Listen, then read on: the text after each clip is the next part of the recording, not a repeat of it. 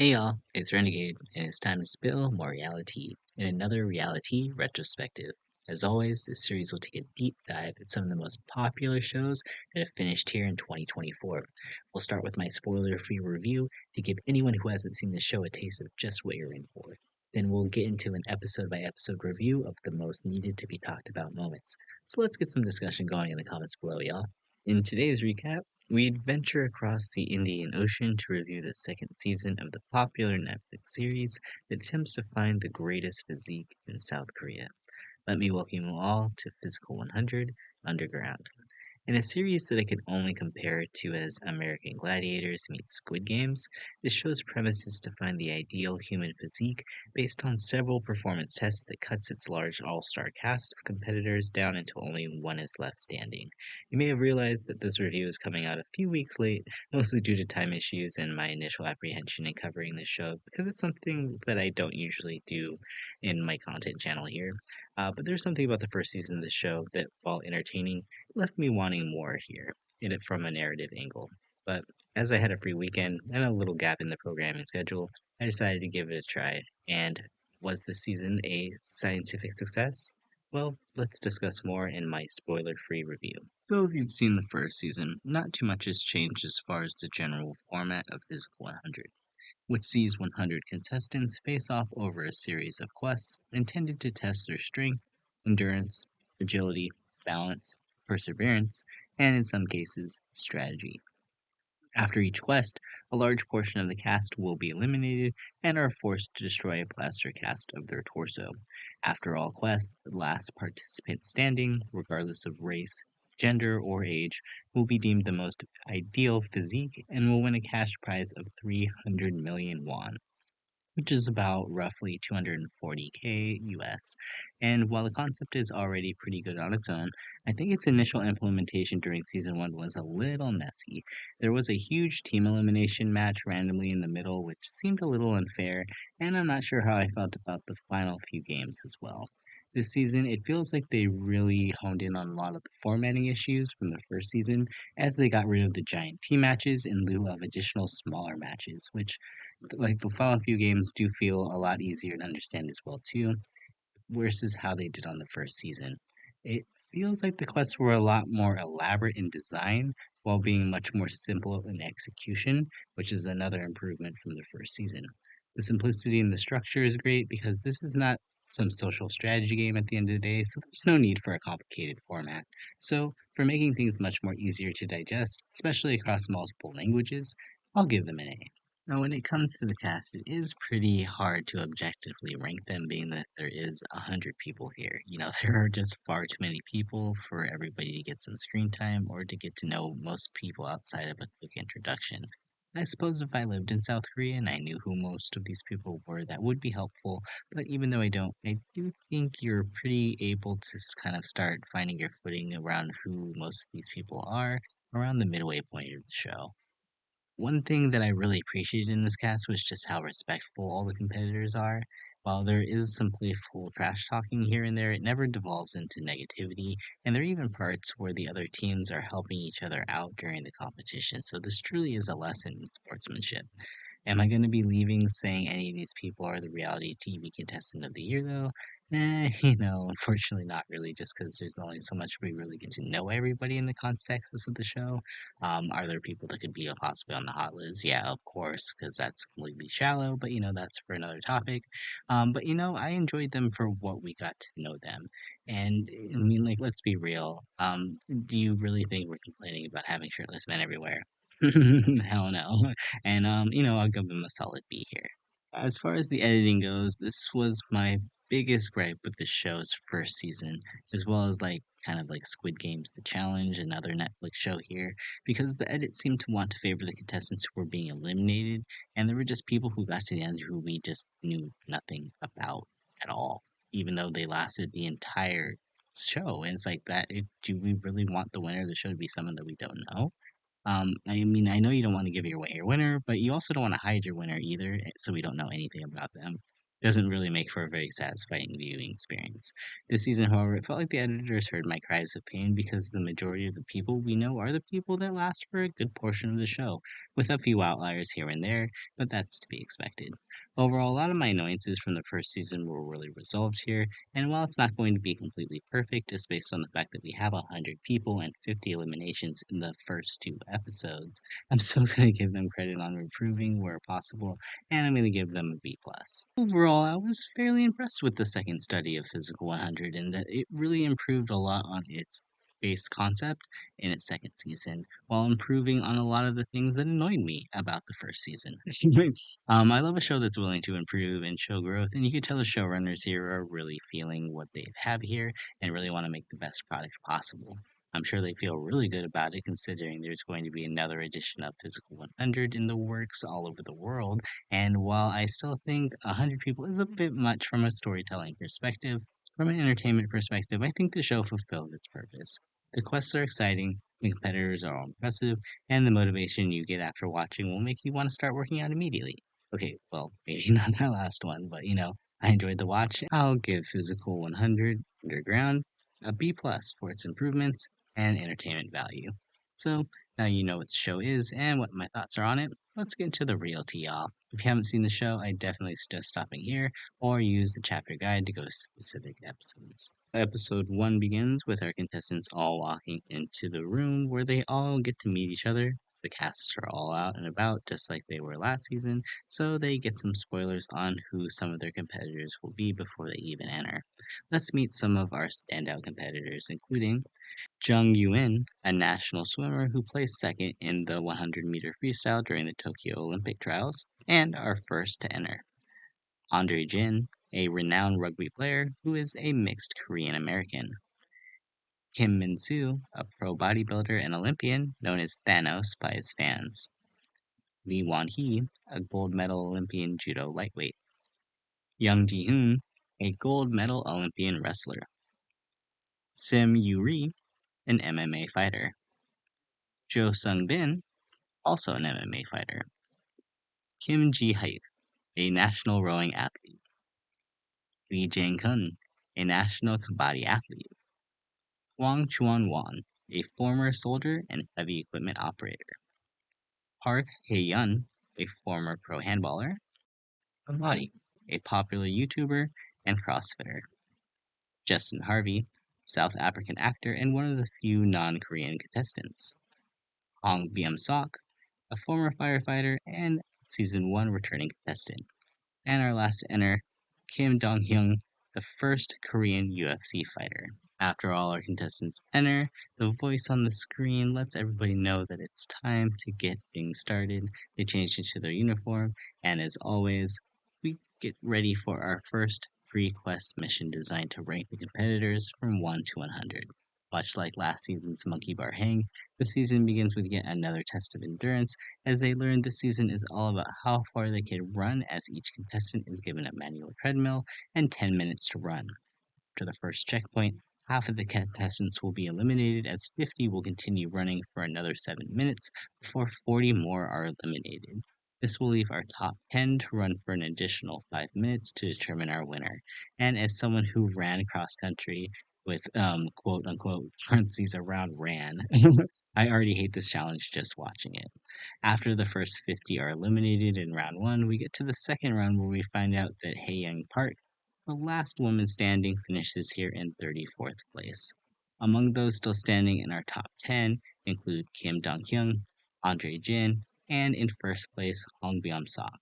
And the winner after our final 5 minutes is Hong Byum-sok, who clearly came back to Season 2 with something to prove, claiming number 1. Rower Kim Ji-hyuk and Modi are proud to have made the top 3, but Kim Dong-hyung is just shocked that he only got 10th place. And thus ends our premiere. How episodes 2 and 3 are dedicated to our next quest, and with our rankings officially done, each contestant gets branded with their position within the cast, as the next room has our top 50 towering above our bottom 50 as we get ready to begin our first real quest of the season. Now, returning from last year, the one-on-one ball brawl is back, but this season there will be an additional third arena to pick from, as our top-ranked picks get to select their matchup based on their rank order, with first place picking their matchup first, and so on and so forth. They'll have 3 minutes to grab a ball and hold on to it, with the player holding the ball at the end of the timer winning. The higher ranked player will also get to decide which of the 3 arenas to play on, either a speed course, a water pit, or an octagon-esque fenced-in cage. In some of the more exciting matchups, first place Hong Byum-sok gets to pick whoever he wants from the cast, and he decides to go for K-pop star Lee Jang-jung, who ranked 20th. They get to our opening match and kick us off initially, and it's actually a lot closer than we expect here.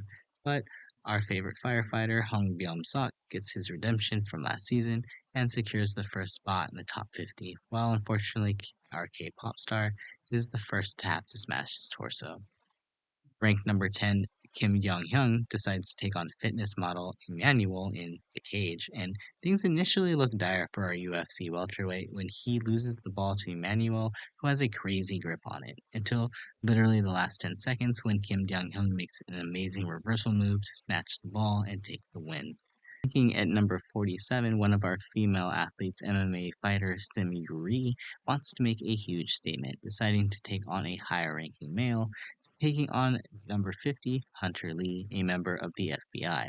And right from the start, Hunter takes it slow at first to see what his opponent's strategy is going to be, which turns out to be his biggest mistake because Simi Rui grabs the ball and does not let go, even after being picked up so many times and being tossed around the ring by this man. The level of determination this woman has, insane. Simmery wins and moves on. Speaking of the women, their matches are actually really fun to watch here, especially number 7, Jung Yuen, who defeats CrossFitter Amber Yang with a stunning move, and also the match where we see deadlifter number E6, Kim Dambi, who defeats Wushu fighter number 46, Kim Haibin, in double overtime. I should also note the top female competitor Park Hae-young qualifies through here as well too.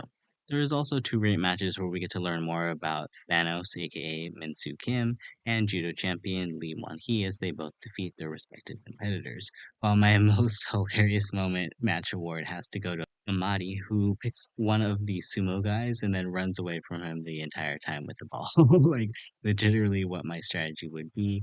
Then I told everybody while we were watching, so kind of hilarious somebody did it. Ultimately, there are just a bunch of matches here that we only just get the outcomes for. So I feel editing wise, they did much better this season, setting up the one-on-ones at the beginning of the season than they did last time. Mostly because a lot of people we've gotten intro packages from are still here. I mean, unless they got an intro package this episode, then it was like, well, you're probably going to be eliminated here. So, at the end of this situation here, though, there are 50 eliminations and 50 remaining. The field is officially cut in half, and we learn at the end of episode 3 that the 5-on-5 team matches are about to begin as the next quest loomed dauntingly during the week it took to drop the next set of episodes. 50 contestants and 5 quests remain. So, episodes 4 and 5 are dedicated to our next quest, and to begin forming the 5-on-5 teams, much like last season, the remaining contestants are asked to pick 3 players from the group that they'd like to be on a team with the top 10 vote getters becoming team captains. They then get to pick their teams in a traditional schoolyard fashion. Our top 10 captains end up being Kim Dong-hyun, Hong Byum-sok, Amodi, Lee Won-hee, Jung Jae-hyun, Kim Min-soo, Lee Jae-yoon, Andre Jin, Wang Chuang-won, and Lee Jang-kun. Now to select the matchups, the team with the least votes will receive challenges, which is our team leader number 10, Lee Jang-kun. But if 2 or more captains opt for a particular matchup, the challenge captain then will get to decide which of his challengers they want to face. We start the episode with the first 2 matchups being selected. As the team in 10th place, Lee Jang-kun will receive challenges first, but only the first 2 teams of Hong Byum-sok and Kim Dong-hyun put themselves forward as challengers. With no choice but to face off against one of the 2 higher-ranked teams, Jang-kyung decides he wants to face off against Hong Byum-sok. Now, literally every team challenges the ninth place ranked Team Hong Chong, likely because they have two female contestants, so the hardware store owner decides to face off against Team Li Wan, feeling they're the best match for their team as they also have two women. Now, we don't get to see how the other matchups were decided. Episode 4 begins with this matchup as we learn the rules for how the next quest will begin. The next quest is the maze. The two groups stand looking out over a huge maze. Inside, there's a supply depot at the center containing sandbags that weigh anywhere between 6 and 20 kilograms. Spread out through the maze are also three control points, each of which has a huge set of scales inside.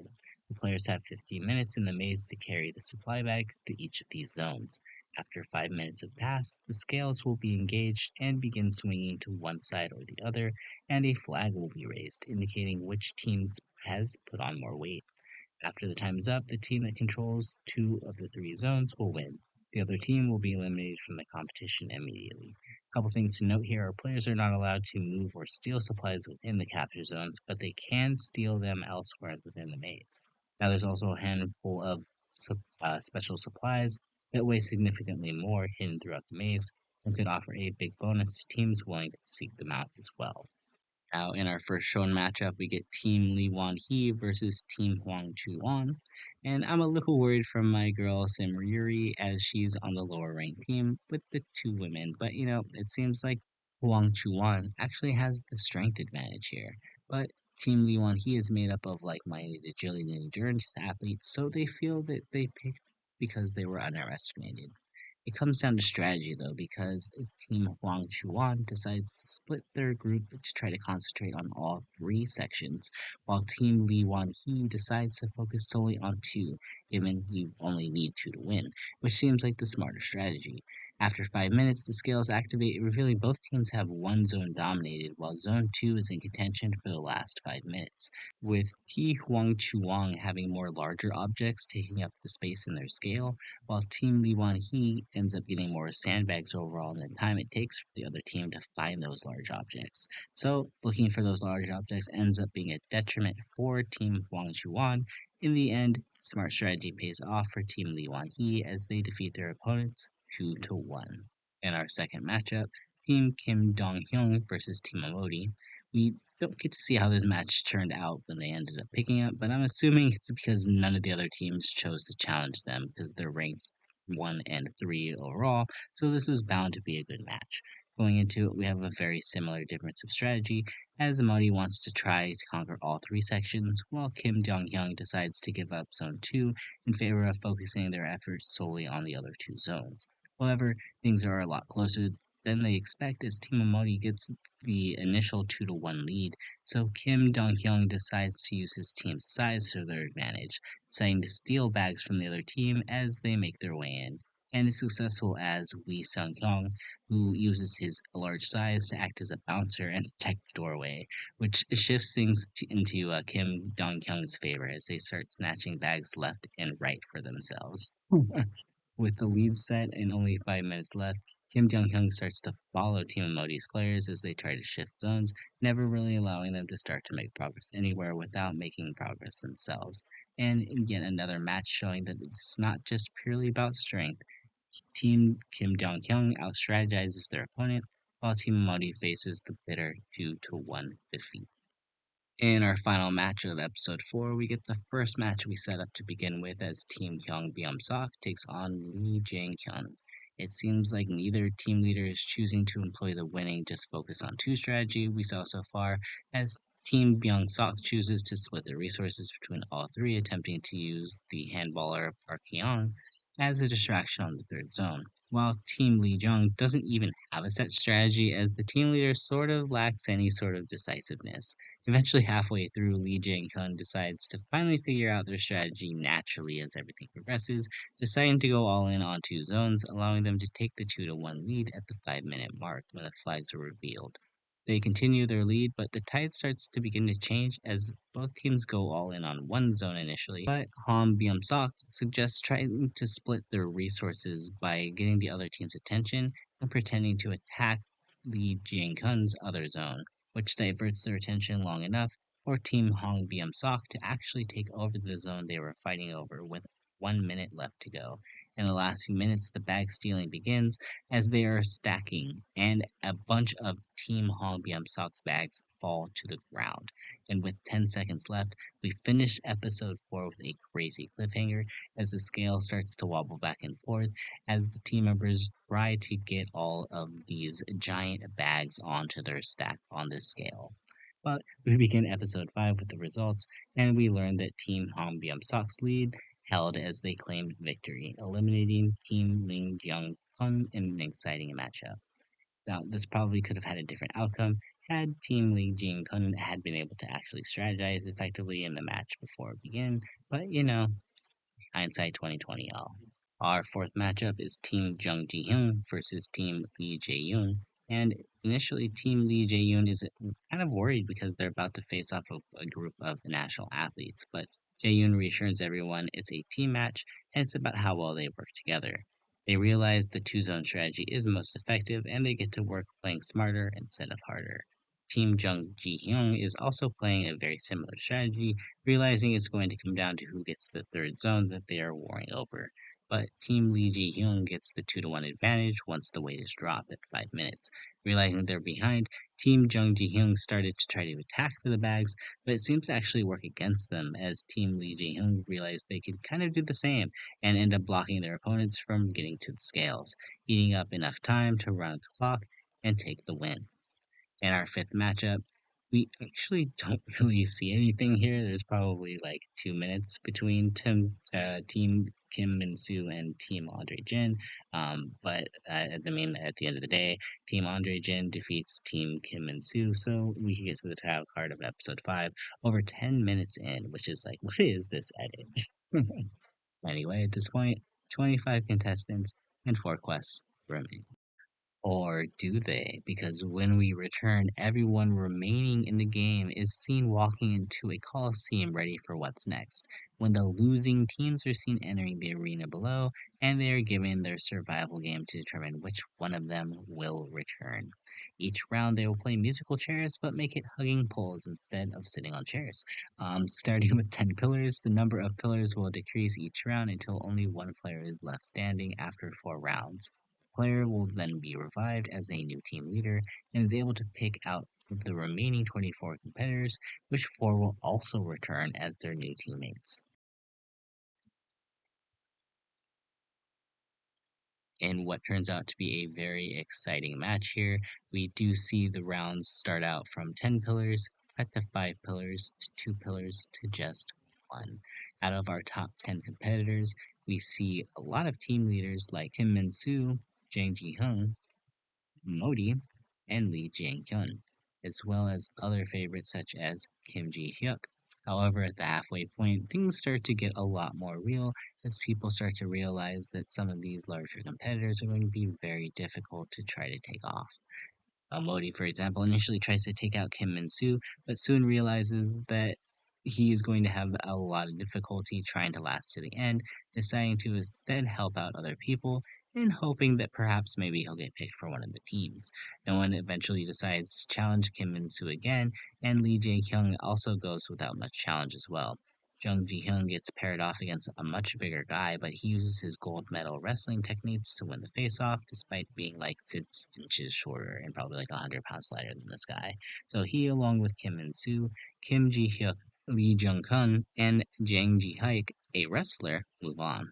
In our penultimate round, where only 2 pillars left, Jang Kun decides to face off against wrestler Jang Jian Haik, while the other 3 go at it on the other pole. While things start out well for Jang Hyun, it only takes one strong shove for Jang Hyuk to muscle him off. But Jang Hyun counters, and it's literally a back and forth match between the two. On the other side, Kim and Soo is slightly double teamed by Kim Ji Hyuk and Jung Ji Hyung, who both realize they need to work together to keep the bigger man off the pole if either of them want to have a chance. Jung Ji Hyung makes a last second move where he uses his smaller physique to squeeze into his competitors to claim his pole, while Jang Jung Hyuk will face off against him in the final round, making it a wrestler on wrestler face off. And despite having the weight disadvantage, Jung Ji-hyung has the advantage of skill with his gold medal status, and in the end he clings to the pole so hard that his opponent isn't able to do much about it. Ji-hyung revives himself and picks his dream team to come back to the game, consisting of Amodi, Lee Jang-hyun, Kim Ji-hyuk, and Kim Min-soo. I mean, this team is literally like the Avengers. They say it themselves. They're going to be the comeback kids, and this team is going to be a lot of trouble for the teams moving forward. So now officially, as we get ready to start our next quest, 30 contestants and 3 quests remain. So, episodes 6 and 7 are devoted to our 6 remaining teams as they move on to our next team quest. But in order to decide the matchups, each team leader and one player of their choosing will have 1 minute to do as many pull-ups as possible. The team with the highest combined total will win the right to select which 2 teams they will then face off against in the team quest, where in each matchup the lowest performing of the 3 teams will be eliminated. Jung Hyun goes first, scoring 28 pull-ups, but teammate Special Ops member Ko Jung-hyun is able to do an amazing 42 pull-ups, setting the bar very high at 70 total reps. The rest of the teams here, a goal that many teams find hard to reach as Team Lee Won-hee, Team Lee Jae-yoon, and Team Andre Jin fail to meet it. Our last few teams are determined to win here, and Team Hong Byung-sok gets an amazing 36 reps, along with his teammates' 38 combined to a new record of 74, taking the lead away from a shocked Kim Dong-hyun. However, our revived team is determined to make a name for themselves, and Jung Jin-hyun's 43 not only set the highest personal total, but combined with teammate Amodi's 41, they smash the prior record and win the qualifying quest with a total of 84, making everyone realize the Avengers are back with a vengeance. With all the power in their hands, Jung Ji-hyun and his team meet and compare notes on each and every team, deciding to face off against Team Lee Won-hee and Team Andre Jin, the 2 teams they believe were collectively the weakest. This means the second matchup will be made up of the 3 powerhouses of Team Kim Dong-hyun, Team Byung-suk, and Team Lee Jae-yoon, and from each matchup, 1 team will be eliminated. That takes us to our third quest, the mine. So they're taking even further underground, and we can tell that things are about to get real with all the heavy objects scattered about. We learn that the next quest will be played in 4 timed rounds, which will be either individual or dual matchups, and all members of the team must complete at least one of the rounds. The fastest team to complete each portion earns 3 points, second place takes 2 points, while third place gets 1 point. After all 4 rounds, the 2 teams with the most points win, while if there is a tie, the team with the highest combined time for all 4 rounds will be eliminated. The first 2 rounds require the teams to move heavy minecarts and sandbags along the track. In the first round, 2 members of each team will face off to move around 2 tons of weight along the minecart track, while in the second round, 1 person from each team will have to move 1.2 tons of weight on their own. The final 2 rounds require the teams to swing across a set of monkey bars, kicking a hanging weighted bag from one end to the other. In round 3, 2 team members will work together, while in the final round, 1 team member will have to accomplish this task all on their own. Again, our first matchup here is Team Avengers or Jung Ji-hyun, Team Lee Won-hee, and Team Andre Jin. In the first round, Kim Min-soo helps Team Jung Ji-hyun finish in first to get 3 points when he managed to move a massive 30 out of the 50 bags. Andre Jin and his teammate also finished rather well, but because Andre Jin wants his teammate to save his energy for the second matchup, he opts to make another trip, which slows down the team to get second place and 2 points. Lee Won-hee sacrifices this round thinking his team would struggle here, and his teammates do end up getting struggled very much so here. They do have a hard time, and I mean, I would too. They end up being helped by all the other teams in the end, which was a great show of sportsmanship, and the strategic withdrawal yields only 1 point for Team Lee Won-hee. In our second round, Jin Kyung and So Jin start out pretty close together, but Jin Kyung gets the advantage after piling all of the bags into his cart in one trip, securing another first place for Team Jung Ji-hyun. Lim Soo-jin gets second place in a very impressive showing, while competitor Jung Joo-min's slow and steady approach ends up backfiring on her as she ends up in last place, meaning going into the next round, the challenge will stand with 2 teams tied at 3 points, with the Avengers leading with 6 as we head into episode 7, which continues the rest of this matchup. In the third round, which begins our hanging sandbag transfer via monkey bars, Team Undergen proves the team to beat as the cosplayer Power Huyami and Chang Yong-hyun make great time. Although Jung Hyun initially falls behind, he's able to make up time and pass Lee Wan-hee, whose team falls into misfortune when his teammate is unable to kick the bag when it gets stuck on the track. After deliberation between the team leaders, Team Lee Won-hee is given a second chance, and they're able to outpace Team Jung Gi-hung for a second place finish. But when Team Andre Jin secures the top place, it means in this final matchup, Team Lee Won-hee must beat Team Andre Jin by at least 1 point to get the win, or otherwise it will go to a tiebreaker. If Lee Won-hee is unable to beat Team Andre Jin, they will be eliminated. So going into our solo sandbag transfer round, B1E decides to shoulder the responsibility for his team and to take the other two teams on, realizing how important victory was this round. However, he is clearly much more tired this time around, having just done the previous round, and Amadi and Park Woo Jin for the other two teams just proved to be way too quick, as they have a head-to-head race for first and second place respectively. B1E sadly drops twice on his way to complete the challenge, and unfortunately he along with the rest of his team find themselves eliminated. That brings us to our next matchup of Team Kim Dong-hyun, Team Hong Byum-sok, and Team Lee Ji-yoon. In our first round, Team Lee Jae-yoon gets the quick advantage here, followed closely behind by Team Kim Dong-hyun and trailing Team Hong Byum-sok. As she's having trouble lifting the bags, Park Hae-yeon, our top female competitor up to this point, is only able to get 5 sandbags into her minecarts before returning, putting a lot of weight on the shoulders of her partner, Gibson, literally. Tim Lee Ji-yoon uses their lead to their advantage to score first with 3 points, while despite Gibson's best effort, the deficit is just too much for him to make up, as the team leader strongman duo scored second place. In the solo portion of the challenge, it's a two-man race between Han Byum-sok's Sol Young-ho and Lee Jae-yoon's Justin Harvey. Justin makes very little errors in this portion of the challenge, so when Sol Young-ho derails his minecart and he gets slowed down a lot, Team Lee Jae-yoon are able to secure their second first place of the matchup.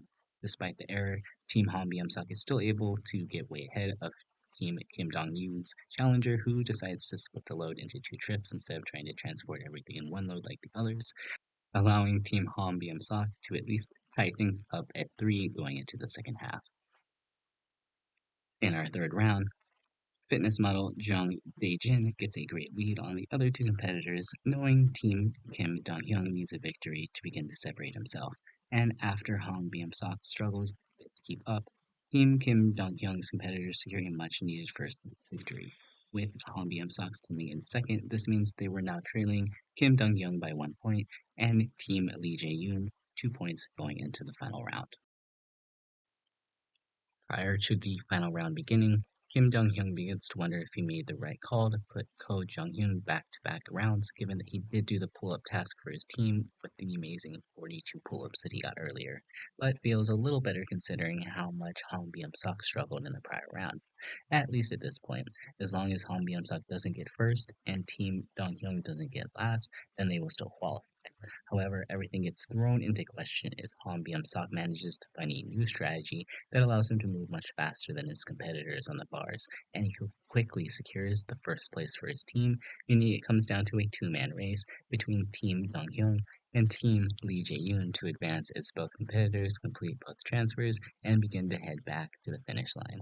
Kim Dong-hyun's Jung-hyun is clearly exhausted and falls from the monkey bars, just as Jo Sung-bin seems to triumphantly make his way to the finish line. When in the most dramatic cliffhanger yet, we see Jo Sung-bin's grip come loose as he falls to the bars and crashes half onto the wooden platform below, injuring his ankle and ending episode 7. We get the results of our cliffhanger ending at the beginning of the next episode, as an exhausted Jung Hyun and a now injured Sung Bin attempt to complete the quest to make sure their team advances. When the dust settles, though, Jung Hyun is just far too exhausted to complete the challenge, and despite his injuries, Jo Sung Bin manages to cross the finish line on willpower and fumes alone, advancing the rest of Team Lee Ji-yoon to the next round, while sadly our superstar contestants Kim Dong-hyun and his team find themselves as the second team eliminated by the Mines Quest. 20 contestants and 2 quests remain. After the title card for episode 8, our final 20 celebrate their achievement with a high protein banquet of foods as they all celebrate being in the penultimate quest. When we get back to the competition, we learn that our final 20 contestants are actually down to 19, as Andre Jin's Chang Young-hoon has bowed out of the competition due to prior commitments, meaning his team will be down to 4 versus the other teams of 5. However, this doesn't matter because in a shocking twist, we learn that these teams who have fought together and bonded as true colleagues will now have to fight amongst themselves in an intra-team survival match where only one player from each team will make it out alive.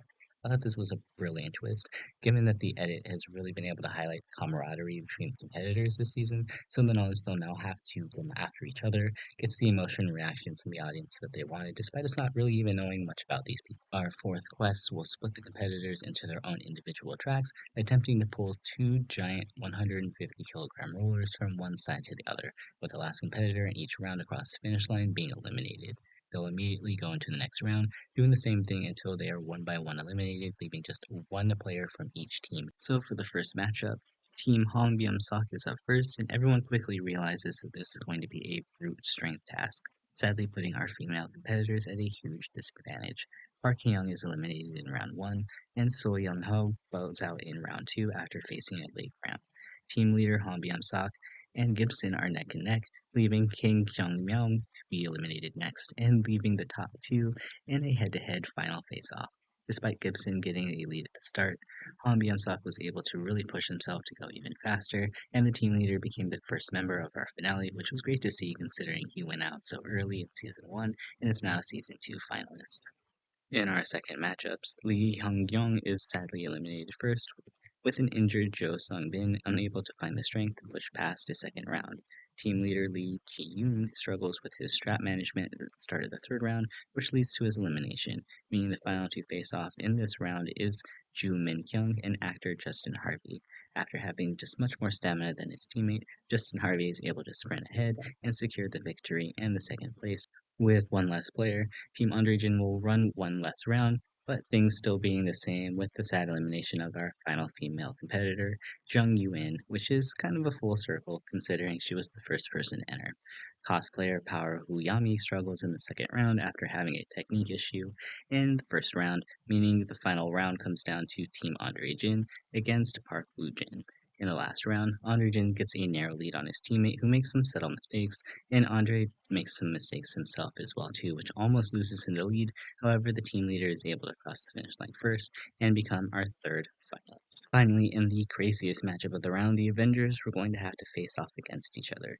Without an obvious weak link from the start, each and every match sees this group pushing themselves to the fullest, with bodybuilder Kim Min-soo eliminated first, Lee Jang-hyun eliminated second after getting his strap sucked under a roller, and rower Kim Ji-hyuk getting outpaced by his other two teammates.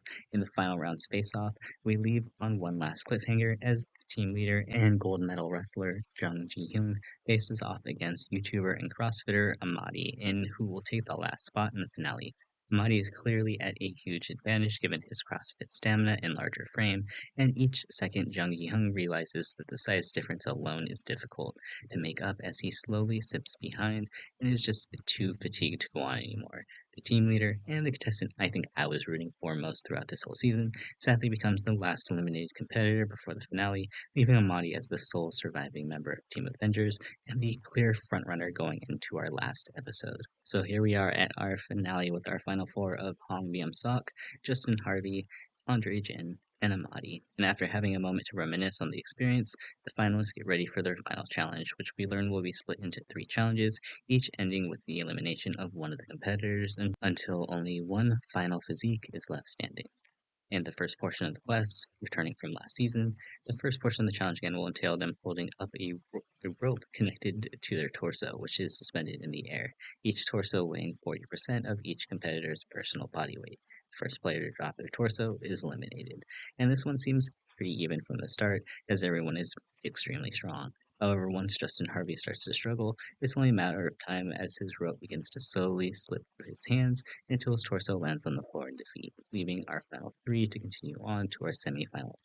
In our second portion of the final quest, our finalists face off in a challenge of squats, which I'm like, okay, let's go, guys, because we love our squats. Anyway, there is a squatting bench with a basket on top attached to a conveyor belt, and at regular intervals, more and more coal will be dumped into the basket. In the first round, they'll have to squat 100 kilograms in a total of 30 reps, which all the competitors find easy. But in the second round, when an additional 50 kilograms gets dumped in, Andre Jin starts to find his height a disadvantage as he has to dip further during each rep versus his shorter competitors, while Sok finds his legs getting weaker and weaker since he doesn't normally do squats. After 40 reps at this weight, another 50 kilograms goes in, bringing us up to 200 kilograms, and here Andre Jin is really feeling it. Mahdi has a poker face, but reveals in confessional he's feeling it as well. But Andre Jin just looks like he could drop it any second, and each and every rep that goes by is just more impressive that he hangs on. Everyone gets through this third round, and our fourth round begins at 250 kilograms, which is just nuts. However, Andre Jin is unable to begin because the break in between the rounds actually works to his disadvantage, allowing his muscles to fatigue to the point where he can't even hold up the weight anymore. Andre Jin taps out, and is eliminated in third place, leaving us with final two. Now, our final test of stamina endurance is pole wrestling. The finalists will take one end of a skinny pole, with the goal being to push their end of the spinning pole 90 degrees to knock over a post between them. The first player to outdo their opponent in the best of three matchups will secure the final and most important victory for the grand prize. So it all ends here. In our first round, Sok gets the early lead as he initially understands the challenge better than Amadi. In a grueling 20-minute matchup, Sok continues to make use of his advantage, very slowly pushing the pole until it knocks over the center post to claim the first point. In our second round, Sok takes the offensive from the start, once again getting the advantage over Amadi, but the CrossFitter is determined not to give up, knowing if he loses here, everything he's worked for up until now is all for nothing. After a few helpful hints from the eliminated players who were shouting from the back, Amadi manages to make an impressive comeback, and Sok is unable to counter as his pole on his side becomes slightly more elevated, making it harder to push. Amadi knocks over the post, meaning we are tied 1-1 in this final matchup will come down to the last possible round to determine our victor. After probably over 30 minutes of pushing a pole at this point, our exhausted finalists begin their final round, as Mahdi this time decides he wants to end things here as quickly as possible, going on the offensive. This takes Sok by surprise, as he's been the aggressor up until this point, but Mahdi is proving that this time the perfect physique still needs to be powered by a mind willing to adapt a strategy on the dime. The CrossFitter manages to throw the firefighter off balance, and he falls over, allowing Amadi to secure the final point and the 300 million won grand prize as the winner of Physical 100 Underground. What an impressive run that Amadi had here. Even though he was eliminated in the first team quest of the game, his perseverance to never give up and ability to think strategically on the dime kept him in the game, allowing him to be revived as part of the dominant Avengers squad that eventually he had to dismantle in order to make the finale. Mahdi really shows us how the diverse skills of a CrossFitter can truly be, and as he is a fellow YouTuber, I wish him so many likes, subscribes, and just fans in general from the show because he really was so impressive to watch. Honestly, all these competitors were so great to watch this season, and part of that comes down to the fact that all the things I found annoying about the editing in the first season were really absolved here for the most part. We really got to know all the endgame players this time around, while the quests were a lot more innovative and exciting for me to watch overall, with that maze challenge being a complete standout. The inter-team survival match was a great twist, and I personally really loved the knockout format of the finale round being much more endurance battles than what they did in the season prior. I know I was a bit hesitant as first to give my thoughts on the first season, as I do think this season turned out to be really thrilling to watch from start to finish, and you can tell the producers are really learning from these experiences to the point where I'm definitely going to be checking out and reviewing Physical 100 Asia when it drops in the near future. So that's the recap. Did you watch? And did you get invested in this like I was? Let me know your thoughts in the comments below so we can keep spilling that tea, y'all. Until next time, this is Renegade, signing out. Bye!